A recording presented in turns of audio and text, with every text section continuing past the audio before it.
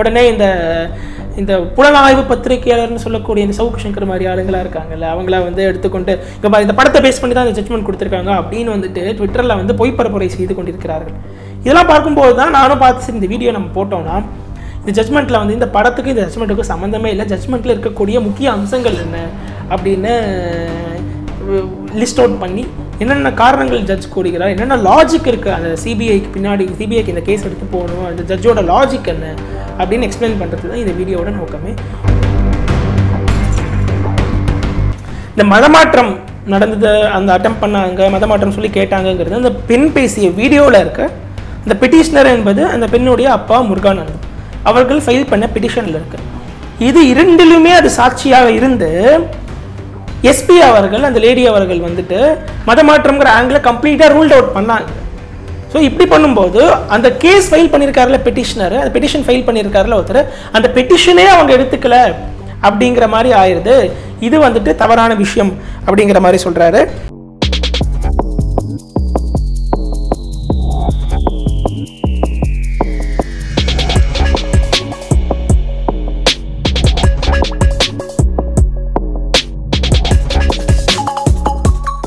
வணக்கம் அனைவருக்கும். இன்றைய தேசிய சிறகுகள் நிகழ்ச்சிக்கு உங்களை அன்போடு வரவேற்கிறேன். இன்று நம்மோடு இணைகிறார் திரு சாய் கணேஷ் அவர்கள், ஊடகவியலாளர் மற்றும் தேசிய சிறகுகளின் நிறுவனர். வணக்கம் சார். வணக்கம். ஸோ இன்னைக்கு வந்து லாவண்யா தற்கொலை கேஸில் வந்து ஒரு ஜட்ஜ்மெண்ட் வந்திருக்கு. சிபிஐக்கு கேஸை டிரான்ஸ்ஃபர் பண்ணியிருக்காங்க ஹைகோர்ட். ஸோ இது நீங்கள் எப்படி பார்க்குறீங்க? இந்த ஜட்ஜ்மெண்ட்டை வந்து இந்த மெட்ராஸ் ஹைகோர்ட் மதுரை கிளை கொடுத்த ஜட்ஜ்மெண்ட் இது அவங்க சிபிஐக்கு டிரான்ஸ்ஃபர் பண்ணுறத ஒரு 3 அடிப்படையில் இது பண்ணுறாங்க. 3 லாஜிக் இதில் வந்துட்டு இருக்குது சிபிஐக்கு டிரான்ஸ்ஃபர் பண்ணுறதுல. ஜென்ரலாக ஒரு கேஸை வந்துட்டு சிபிஐக்கு எப்போ டிரான்ஸ்ஃபர் பண்ணுவாங்க அப்படின்னு எடுத்து பார்த்தால் அதில் நிறைய காரணங்கள் இருக்குது. அதில் இருக்கக்கூடிய முக்கிய காரணங்கள், ஒன்று ஸ்டேட் இன்வெஸ்டிகேஷன் போலீஸ் மீது நம்பிக்கை இல்லாதன்மை வந்தால் அது ஒரு ரீசன். இல்லைனா ஸ்டேட்டில் இருக்கக்கூடிய ஒரு டாப் கவர்மெண்ட் மினிஸ்டரோ யாராவது இதில் இன்வால்வ் ஆகிற மாதிரி அவங்க ஏதாவது ஒப்பீனியன் இதில் ஃபார்ம் பண்ணுறாங்க, அதை அவங்க இந்த கேஸ் அவங்க இன்ஃப்ளூயன்ஸ் பண்ணுற மாதிரி இருக்குது அப்படின்னா அது ஒரு ரீசன். இது ரெண்டும் ரொம்ப முக்கியமான ரீசன். ஸோ இந்த கேஸில் என்ன நடக்குதுன்னு நம்ம பார்த்தால், ஒரு விஷயம் வந்து தஞ்சாவூர் எஸ்பியாக இருக்கக்கூடிய அந்த லேடி வந்து இந்த கன்வர்ஷன் நடக்கவே இல்லை, அந்த மதமாற்றம்ங்கிற விஷயமே இங்கே இல்லைங்கிற மாதிரி அங்கே ப்ரெஸ் மீட்டில் வந்து டினை பண்ணாங்க. அது கூட ரொம்ப ஃபேமஸாக போச்சு அந்த நியூஸ் வர. ஏன்னா இந்த வீடியோலேயே அந்த பெண் வந்து மதமாற்றம் நடந்துங்கிறது அட்டம் பண்ணாங்க, மதமாற்றம் சொல்லி கேட்டாங்கன்னு சொல்லுது. நீங்கள் அது வந்து ரீசனே கிடையாதுன்னு ஒரேடியாக நீங்கள் அதை ஒதுக்குறீங்களே அப்படின்னு நிறைய பேர் இந்த எஸ்பியை கண்டனம் தெரிவிச்சும் இது முன்னாடி நடந்தது. ஸோ இந்த எஸ்பி இந்த மாதிரி மதமாற்றம் ஆங்கிளை கம்ப்ளீட்டாக டினை பண்ணதை நிறைய ரீசன் சொல்லி ஜஸ்டிஸ் ஜி.ஆர். சுவாமிநாதன் அவர்கள் இந்த ஜட்ஜ்மெண்ட்டை கொடுத்தவர், அவர் வந்து கடுமையாக விமர்சிக்கிறார். அடுத்து என்னன்னு பார்த்தோன்னா, இந்த கேஸோட எந்த ஆங்கிளில் கேஸ் போகணுமோ அதை டைவர்ட் பண்ணுறதுக்கான சூழ்ச்சிகள் நடக்கிறதோ அப்படின்னு அவர் பார்க்குறாரு. ஃபார் எக்ஸாம்பிள் சித்தி கொடுமைன்னு சொல்கிறாங்க, அந்த ஸ்டெப் மதர் அங்கே சித்தி கொடுமை பண்ணுறதுனால தான் இந்த பொண்ணு வந்து தற்கொலைக்கு வந்து போயிடுது, இந்த மதமாற்றம் காரணம் இல்லை, சித்தி கொடுமை தான் காரணம்ங்கிற மாதிரி நிறைய பேர் இதுக்கு ஒரு ஸ்பின் ஆஃப் ஒன்று கொடுக்குறாங்க இந்த கேஸுக்கு. இதெல்லாம் டைவர்ட் பண்ணுறதா மாதிரி நடக்குதோ அப்படின்னு ஒன்று பார்க்குறாரு. அடுத்த விஷயம் முக்கியமாக என்னென்னு எடுத்து பார்த்தால், இந்த கேஸ் சம்மந்தமாக பள்ளிக்கல்வித்துறை அமைச்சர் திரு அன்பில் மகேஷ் பொய்யாமொழி அவர்கள் ஒரு இன்டர்வியூ கொடுக்குறாரு. அதில் வந்து அவர் இந்த மதமாற்றத்தை வச்சு அந்த மாதிரி எதுவும் நடக்கலை அப்படிங்கிற மாதிரி அதில் ஒரு ஒப்பீனியன் அவர் ஒன்று சொல்கிறார். ஸோ இன்வெஸ்டிகேஷனுக்கு முன்னாடி சிபிஐ இன்வெஸ்டிகேஷனும் போல் சிபிசிஐடி இன்வெஸ்டிகேஷனும் போல் கோர்ட்டில் இருக்குது கேஸு. அதற்கு முன்னாடியே வந்து இதில் வந்து மதமாற்றம்லாம் எதுவும் இல்லை அப்படின்னு சொல்கிறார். அதை தவிர இன்னும் அவர் என்ன சொல்கிறாருன்னு பார்த்தால், வார்டன் தான் இந்த குழந்தைக்கு ஃபீஸே கட்டினாங்கிற மாதிரி ஒரு ஸ்டேட்மெண்ட்லாம் சொல்கிறார். ஸோ இந்த மாதிரி ஒரு அமைச்சர்கிட்டே ஒரு பயஸ்டான ஸ்டேட்மெண்ட், ஒரு பாரபட்சம் இருக்கக்கூடிய ஒரு ஸ்டேட்மெண்ட் வரும்போது, இது ஸ்டேட் இன்வெஸ்டிகேஷன் அந்த அமைச்சர் அந்த ஸ்டேட் கவர்மெண்ட் கீழே வரக்கூடிய அந்த ஸ்டேட் போலீஸோ ஸ்டேட் இன்வெஸ்டிகேஷன் ஏஜென்சியோ பண்ணுறதை விட சிபிஐ பண்ணுறது பெட்டராக இருக்கும் என்ற அந்த அடிப்படையில் தான் இந்த ஜட்ஜ்மெண்ட் வந்திருக்குன்னு நான் பார்க்குறேன். ஸோ நீங்கள் இப்போ சொன்னீங்க 3 ஆஸ்பெக்ட், அந்த 3 ஆஸ்பெக்டும் நம்ம இப்போ விரிவாக பார்க்கலாம். ஃபர்ஸ்ட் பாயிண்ட் வந்து எஸ்பி அவங்க கொடுத்த கமெண்ட்டை பற்றி சொன்னீங்க. அதில் என்ன தப்பு இருக்குது, அது என்ன அவங்க செஞ்சுருக்கணும் ஆக்சுவலாக? இது ஆக்சுவலி 34 பக்கம் ஜட்ஜ்மெண்ட்டு. இதை நான் வந்துட்டு 34 பக்கமும் இதில் எக்ஸ்பிளைன் பண்ணுறது கஷ்டம். நான் சில முக்கியமான அம்சங்களை மட்டும் நான் இதில் எக்ஸ்பிளைன் பண்ணுறேன். 16வது பக்கத்தில், the superintendent of police probably forgot the virtues of silence to a question from a news reporter. She asserted that in the preliminary inquiry, the conversion angle was not made out. Such a statement was unwarranted because by then the private video was already in circulation and the parents of the child have given a complaint alleging that there was an attempt to convert the child to Christianity. By stating that the conversion angle stood ruled out, The superintendent of police had brushed aside the petitioner's complaint made in writing and backed by the video of the child. Therefore, the petitioner was justified in entertaining an impression that if the investigation continued by the district police, it will be biased. But he had faith in the state DGP when he filed this petition. இந்த மதமாற்றம் நடந்தது, அந்த attempt பண்ணாங்க, மதமாற்றம் சொல்லி கேட்டாங்கங்கிறது அந்த பெண் பேசிய வீடியோவில் இருக்க அந்த பெட்டிஷனர் என்பது அந்த பெண்ணுடைய அப்பா முருகானந்தம் அவர்கள் ஃபைல் பண்ண பெட்டிஷனில் இருக்கு.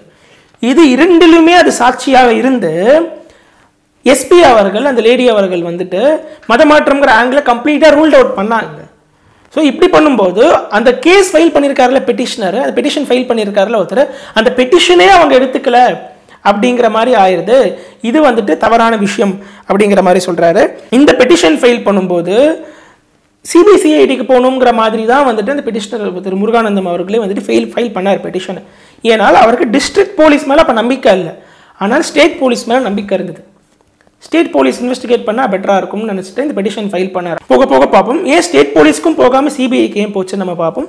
ஆனால் இனிஷியலாக ஸ்டேட் போலீஸ் இது சரியாக இன்வெஸ்டிகேட் பண்ணுவாங்க, ஆனால் டிஸ்ட்ரிக்ட் போலீஸ் ஏன்னா எஸ்பி அப்படி ஒரு ஸ்டேட்மெண்ட் சொன்னதுனால அவர்கள் சரியாக இன்வெஸ்டிகேட் பண்ண மாட்டாங்க அப்படின்னு அந்த பெண்ணுடைய தந்தை நினைத்தார். அதனால ஸ்டேட் போலீஸ் வேணுங்கிற மாதிரி தான் ஃபர்ஸ்ட் அவர் கேட்டிருந்தார். More then anything else the place where the school is situated is known as Michael Petti. இந்த மைக்கேல் பெட்டிங்கிற அந்த பேரே வந்துட்டு அந்த கிறித்துவ பேராக தான் இருக்குது அந்த ஊருக்கு. Obviously it could not have been the original name. There is an interesting discussion on how the various areas in Chennai acquired their respective names in V. Sriram's Chennai. Someone can undertake a similar exercise in Michael Petty also. Therefore, there is nothing inherently improbable in the allegation that there was an attempt at conversion. It could be true or false. The matter called for investigation and not outright rejection. But the district superintendent, instead directing the jurisdictional police to conduct investigation, choose to proclaim that the preliminary investigation has ruled out the conversion angle. If she had before her only 3 materials, namely first information report, police video and the dying declaration, she would have been justified in stating that till then the religious angle had not come out. But the truth of the matter is that she had before her 2 more materials, namely the private video and the parents' petition. Instead of ordering the investigation officer to take the additional materials to account, the SP directed the local police to register an FIR against the person who had taken the video. So இதற்கு பிறகு அவர் என்ன சொல்றாருன்னு பார்த்தால், ஊர் பேரே Michael பட்டின்னு இருக்கு. இந்த பேர் வந்து முன்னாடி வேற ஏதாவது பேராக தான் இருக்க முடியும். இந்த கூட ஒரு வி ஸ்ரீராம் என்ற ஒரு ஹிஸ்டோரியன், அவர் வந்து சென்னையில் ஒவ்வொரு டி நகர் எப்படி பேர் வந்தது, கோடம்பாக்கம்ங்கிறது எப்படி பேர் வந்தது, நுங்கம்பாக்கம்னு எப்படி பேர் வந்தது, இதெல்லாம் வந்து அவர் ரிசர்ச் பண்ணக்கூடியவர். இதே மாதிரி ரிசர்ச் நிறைய அவர் சென்னையில் பண்ணியிருக்காரு. இந்த மாதிரி ரிசர்ச் யாராவது மைக்கேல் பட்டிங்கிற பேர் எப்படி வந்ததுங்கிறத ரிசர்ச் பண்ணாலே வந்துட்டு நிறையா விஷயங்கள் வெளில வர வாய்ப்பு இருக்குது, பண்ணால் இன்ட்ரெஸ்டிங்காக இருக்கும் அப்படிங்கிற மாதிரி சொல்கிறார். அவர் என்ன சொல்ல வர விஷயம் என்ன, ஒரு மைக்கேல் பெட்டிங்கிற கிறித்துவ பேர் முன்னாடி இல்லை, இப்போ கிறித்துவ சம்மந்தப்பட்ட ஒரு பேர் வந்து ஊருக்கு வழங்கப்பட்டுள்ளது. அப்படின்னு இருக்கும்போது இது கன்வர்ஷன் இருக்க வாய்ப்பு இருக்குன்னு சொல்கிறதுல தப்பு இல்லையே, கன்வர்ஷன் நடந்ததுன்னு வேணால் சொல்கிறது தப்பாக இருக்கலாம் ஒரு ஐடியா, ஆனால் வாய்ப்பு இருக்க கன்வர்ஷன் நடந்திருக்கிறதுக்கு இதற்கு இன்வெஸ்டிகேஷன் கேட்கறதுல எந்த விதத்திலையும் தப்பில்லை அப்படிங்கிற மாதிரி சொல்கிறார். அதற்கு பிறகு இந்த எஸ்பி விஷயத்தில் திருப்பியும் அவர் சொல்கிற விஷயம் என்னென்னா, எஸ்பி கிட்ட எஃப்ஐஆர் ரிப்போர்ட்டை, அந்த போலீஸ் ரெக்கார்ட் பண்ண வீடியோ, ஜுடிஷியல் மேஜிஸ்ட்ரேட் ரெக்கார்ட் பண்ண வீடியோ, இந்த 3 எவிடன்ஸில் மதமாற்றம் சம்மந்தப்பட்ட எந்த விஷயமும் இல்லை. இந்த 3 எவிடன்ஸை மட்டும் வைத்துக்கொண்டே எஸ்பி அவர்கள் பேசியிருந்தால் மதமாற்றம் இல்லை என்று அவர் கூறியதில் ஏதாவது விதத்தில் நியாயம் இருக்குது. ஆனால் அவர்கள்கிட்ட இன்னும் 2 எவிடன்ஸ் இருக்குது. இந்த 2 எவிடன்ஸுங்கிறது பேரண்ட்ஸோட பெட்டிஷன் ஒன்று, 2வது பெண் பேசி அந்த வீடியோ நம்ம எல்லாரும் பார்த்த வீடியோ, இதெல்லாம் மதமாற்றம் பற்றி மென்ஷன் ஆயிருக்கு. ஸோ இந்த 3ல் மதமாற்றம் இல்லை என்ற ஒரே காரணத்தினால எஸ்பி அவர்கள் வந்து மதமாற்றமே இல்லை, இந்த 2 எவிடன்ஸும் கன்சிடர் பண்ணாமல் மதமாற்றமே இல்லை என்று எஸ்பி கூறியது தவறு என்று சொல்கிறார். இன்னும் 2 மெட்டீரியல் இருக்குது, 2 எவிடன்சஸ் இருக்குது, இதை வச்சு நீங்கள் இன்னும் கொஞ்சம் இன்வெஸ்டிகேஷன் பண்ணணும், மதமாற்றம் இருக்கா அப்படின்னு சொல்லாமல் அவர் அதை ஒரேடியாக ரிஜெக்ட் பண்ணுறது தவறு என்பது திருப்பியும் அவர் கூறுகிறார். இதற்கப்புறம் நம்ம பார்த்தோம்னால், நான் அதை படிக்கல இங்கிலீஷில், ரொம்ப அப்புறம் பெருசாக போயிட்டே இருக்கும். ஸோ அதில் இன்னும் என்ன சொல்கிறாருன்னா, அந்த வீடியோ எடுத்த முத்துவேல் என்பவர் வந்து அவர் மேலேயும் வழக்குகள் பதிவு செய்யப்பட்டுள்ளது. அதில் வந்து இந்த அந்த மூஞ்சியை வந்துட்டு மறைச்சிட்டு தான் அந்த வீடியோ வந்துட்டு இது பண்ண, மூஞ்சியை மறைக்காமல் அவர் விட்டதுனால அது வந்து லீகலி வந்து தப்பாக போகுது. ஸோ இந்த விஷயத்தில் அவர் மேலே வழக்கு பதிவு செய்தால் பரவாயில்ல, ஒரு விதத்தில் ஒரு லீகல் கிரவுண்ட் இதில் இருக்குது. ஆனால் போலீஸ் அவர்கள் இந்த விஷயத்தில் மட்டும் அவர் வந்துட்டு போலீஸ் வழக்கு பதிவு செய்யாமல் ஏதோ இவர் மத கலவத்தை தூண்டுற மாதிரியும் மத வெறுப்புணர்வை தூண்டுற மாதிரியும் அந்த ஆங்கிளில் கொண்டு போய் சில செக்ஷன்ஸில் வழக்கு அவர் மேலே போட்டதும் வந்துட்டு தவறு. அந்த மாதிரி ஒரு தவறான விதத்தில் வழக்கு போடுறதும் தவறான விஷயம் அப்படின்னு சொல்கிறேன். ஏன்னா அந்த வீடியோ எடுத்தவர் மேலே எந்த தப்பும் கிடையாது. அதுவும் பெண்ணுடைய பேரண்ட்ஸ்க்கு தெரிஞ்சதான் அந்த வீடியோவும் அவர் எடுத்திருக்கார். ஆனால் அந்த வீடியோவை அவர் அந்த பெண்ணுடைய மூஞ்சியை மறைக்காமல் அந்த பெண்ணுடைய ஐடென்டிட்டியை ஓப்பனாக காமிச்சு அந்த வீடியோவை ஸ்ப்ரெட் பண்ணுறது வேணால் தப்பாக இருக்கலாமே தவிர அவருடைய இன்டென்ஷன்லையோ அவர் இந்த வீடியோ எடுத்ததுலையோ தப்பு கிடையாது. ஸோ இவர் மேலே இந்த மாதிரி கேஸ்லாம் வந்துட்டு போடக்கூடாதுங்கிற மாதிரியும் வந்து ஹைகோர்ட் ஜட்ஜ் அவர் வந்துட்டு சொல்கிறார். ஓகே, இதில் இன்ட்ரெஸ்டிங்கான விஷயம் என்னென்னா, முதல்ல முருகானந்தம், அதாவது அந்த குழந்தையோட அப்பா பெட்டிஷனரு, அவர் தான் வந்து ஸ்டேட் போலீஸ்க்கு மேலே நம்பிக்கை வச்சு அவங்க தான் இன்வெஸ்டிகேட் பண்ணணுன்னு பெட்டிஷன் போட்டிருக்காரு. ஆனால் அதுக்கப்புறம் அவர் ஏன் மனம் மாறி இப்போது சிபிஐ கிட்ட போகணும் அப்படின்ற மாதிரி இப்போ ஏன் மாற்றிருக்காங்க ஆக்சுவலாக? அது திருப்பி இதை பற்றியும் ஜட்மெண்ட்டில் வந்து ஜஸ்டிஸ் ஜி.ஆர். சுவாமிநாதன் அவர்கள் பேசுகிறார். As already noted, when the petitioner moved this court, his faith in the state police was intact. But in the final hearing, the petitioner's counsel demanded CBI investigation. அதாவது முதல்ல வந்துட்டு ஸ்டேட் போலீஸ் மீது அவர் மீது நம்பிக்கை வந்து இருந்தது. ஆனால் கடைசி நேரத்தில் அந்த பெட்டிஷனரோட வக்கீல், அதாவது முருகானந்தம் அவர்களோட வக்கீல் வந்துட்டு சிபிஐ இன்வெஸ்டிகேஷன் வேணும்னு கேட்டார். அதற்கு காரணம் பிறகு வருகிறது. Transfer of investigation from the state police to CBI can be allowed only in rare and exceptional circumstances when fair investigation by the state police does not inspire confidence on account of any external influence or otherwise.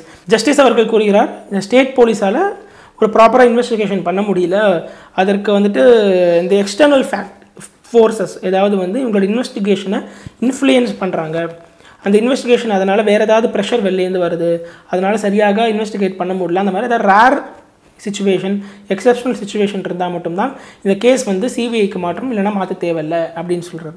அதுக்கப்புறமா சொல்கிறார், but apex court felt that the circumstances need to be suitably looked into by an independent investigating agency like CBI, lest an incomplete, indifferent or ineffective investigation leads to failure of justice. The court did not blame the educational authorities or the local police, but were unable to reject the apprehension of the petitioner and his prayer for transfer of investigation. அதாவது இந்த case வந்து CBI கிட்ட போனால்தான் கரெக்டாக இருக்கும் அப்படின்னு சொல்லிட்டு நான் அதுக்காக நாங்கள் ஒரேடியாக நாங்கள் ஒரு போலீஸ்லாம் நாங்கள் ப்ளேம் பண்ணலை ஸ்டேட் போலீஸை. ஆனால் பெட்டிஷனர், அதாவது அந்த தந்தை வந்து அவங்களோட கவுன்சில், நான் சொன்னேன் தெரியுமா, ஃபஸ்ட்டு ஸ்டேட் போலீஸ் பண்ணலான்னு சொன்னால் அப்புறம் சிபிஐ போகணுன்னு கேட்டார். அவர் கேட்குற அந்த ஒரு இதில் வந்து ஒரு நியாயம் இருக்குது, கேட்குற ரிக்வஸ்ட்டு சிபிஐக்கு மாற்றணும் கேட்குறதுல ஒரு நியாயம் இருக்குது அப்படின்னு சொல்கிறார்.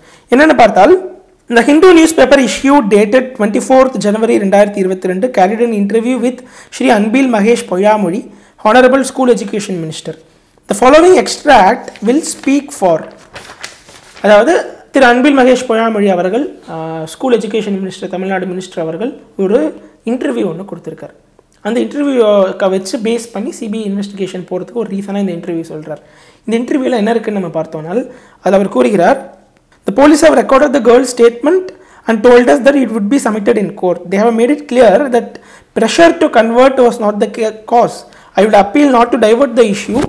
Though it is alleged that warden caused the girl mental agony, it is the warden who had paid her fees. அதாவது மதமாற்றம்ங்கிறது காஸ் கிடையாதுங்கிற மாதிரி போலீஸும் சொல்லிட்டாங்க. அதனால் இந்த விஷயத்தை நீங்கள் டைவர்ட் பண்ண பார்க்காதீங்க. வார்டன் தான் இந்த பெண்ணிற்கு வந்து ஸ்ட்ரெஸ் கொடுத்தவராக இருந்தாலும் வார்டன் அந்த பெண்ணிற்கு ஃபீஸும் பே பண்ணியிருக்காங்கிறதையும் பார்க்கணும். அந்த ஒரு வார்டனுக்கே 50-50 தர 50 ஒரு 50% தப்பு பண்ணியிருக்காங்க, ஆனால் 50% அவங்க ஃபீஸும் பே பண்ணியிருக்காங்கல்ல. அந்த மாதிரி வந்துட்டு திரு அமைச்சர் அவர்களே பேசுகிறாருங்கும்போது இதை வந்துட்டு கோர்ட் அப்சர்வ் பண்ணுறாங்க. ஒரு அமைச்சர் அவர்களே எப்படி பேசுகிறாங்கும் போது அந்த பெண்ணுடைய தந்தைக்கு இந்த அமைச்சர் இருக்கக்கூடிய தமிழ்நாடு கவர்மெண்ட் கீழே வரக்கூடிய தமிழ்நாடு போலீஸ் இதை கேஸை இன்வெஸ்டிகேட் பண்ணால் எப்படி வந்து நியாயம் கிடைக்குங்கிற அந்த சந்தேகம் வருவதற்கு வாய்ப்பு இருக்குது. இதற்கு பிறகு learned counsel appearing for the petitioner submitted that apart from the Honorable Education Minister, 2 other high-ranking ministers have also expressed opinions on the same lines. அதாவது திரு மகேஷ் பொய்யாமொழி அவர்களை தவிர இன்னும் 2 மினிஸ்டர்கள் அவர்கள் வந்து இந்த மாதிரி சிமிலரான ஸ்டேட்மெண்ட்ஸையும் கொடுத்துருக்காங்க அப்படிங்கிறதும் ஜட்ஜ் சொல்கிறார்.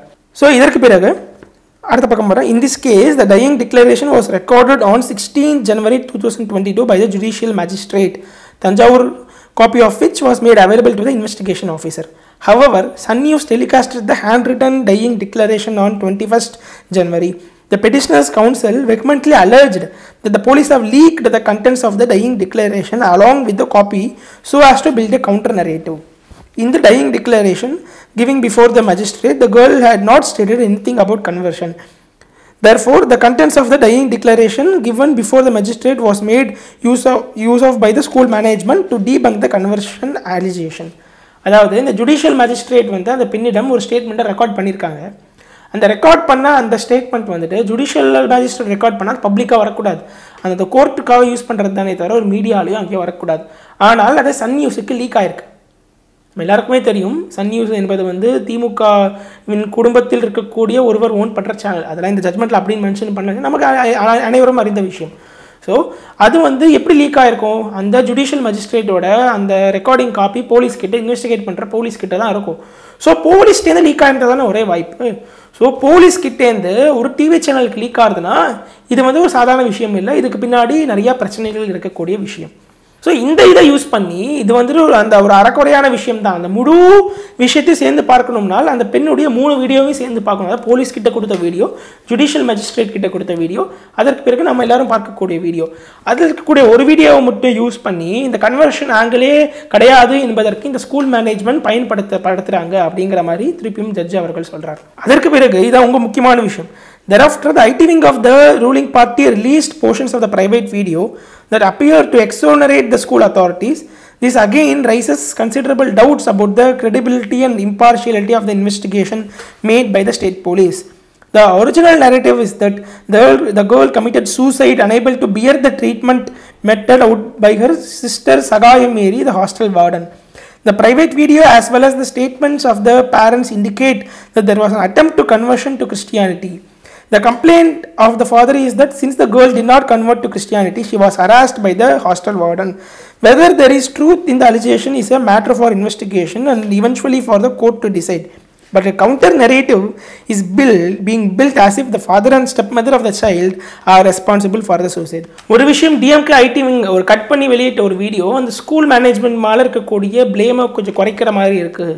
அது வந்துட்டு ஒரு விஷயமும் ஜட்ஜ் அவர்கள் சொல்கிறார். அதற்கு பிறகு இந்த கேஸை அந்த பெண்ணோட அப்பாவும் அந்த பெண்ணுடைய அம்மா என்று சொல்லக்கூடிய சித்தி, அதாவது அந்த பெண்ணுடைய அம்மா வந்துட்டு இறந்து போய் 8 வருடம் ஆகிடுது. அந்த பெண்ணுடைய அப்பாவுடைய 2வது மனைவி, அதாவது இந்த பெண்ணே அம்மா தான் சொல்லுது அவங்க 2 பேரும் சேர்ந்து கொடுமை பண்ணதுனால தான் இந்த பெண் சூசைட் செஞ்சுட்டு அப்படிங்கிற மாதிரி இந்த கேஸை திசை திருப்பவும் நிறைய பேர் பார்க்குறாங்க அப்படிங்கிற மாதிரி சொல்கிறார். இதற்கப்புறம் பார்த்தால் the statement of the child was recorded by the local police. They also video recorded her statement. Later, the judicial magistrate also recorded her dying declaration. In neither of the statements, the child had made any allegation regarding her stepmother. Her only target of attack was sister Sagaya Mary, the hostel warden.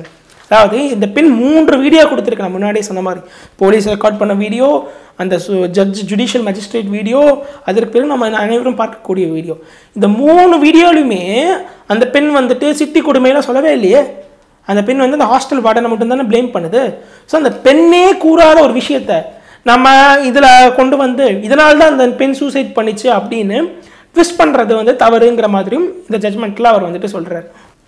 அதற்கு பிறகு the 2 videos must be taken together and a final call can be taken only after a thorough investigation or perhaps a thorough trial. It is too early in the day for the police or the politicians to jump to conclusions, but they have done so. That is why the petitioner is apprehensive that if investigation continues to remain in the hands of the state police, he will not get justice. His apprehension is justified. இந்த 2 video என்ன எடுத்து பார்த்தா, ஒன்று போலீஸ்கிட்ட record பண்ண video, நம்மலாம் பார்த்த video. இது 2மே சேர்ந்து தான் இன்வெஸ்டிகேஷன் எடுத்துக்கணும். இது 2யும் சேர்ந்து இன்வெஸ்டிகேட் பண்ணதுக்கப்புறம் தான் முழு உண்மை வெளில வரதுக்கு வாய்ப்பு இருக்குது. ஸோ இந்த இன்வெஸ்டிகேஷனுக்கு முன்னாடியே இந்த கன்வர்ஷனுங்கிறது நடக்கலை அப்படின்னு ஒரேடியாக நம்ம வந்துட்டு அதை ரிஜெக்ட் பண்ணக்கூடாது அப்படிங்கிற மாதிரியும் இந்த இடத்துல வந்து ஜட்ஜ் சொல்கிறார். ஸோ இப்படி இருக்கும்போது அந்த போலீஸ் அவர்கள் கன்வர்ஷன் இல்லைன்னு கூறுவதும், மினிஸ்டர் அவர்கள் கன்வர்ஷன் இல்லைன்னு கூறுவதும், இது வந்துட்டு இந்த மாதிரி இங்கே போலீஸும் சரி அரசியல் தரப்பில் இருந்து அமைச்சரும் சரி இவ்வாறு கூறினால் அந்த பெட்டிஷனர் அந்த பெண்ணுடைய தந்தைக்கு வந்து இவங்க மேலே சந்தேகம் வருவதற்கு வாய்ப்பு இருக்குது. அதில் எந்த தவறும் இல்லை அப்படிங்கிற மாதிரி சொல்கிறார். In the private video, to a specific questions, a child had exonerated the headmistress. Her allegation was directed only against the hostel warden. She also mentioned that the school correspondent wanted her to convert.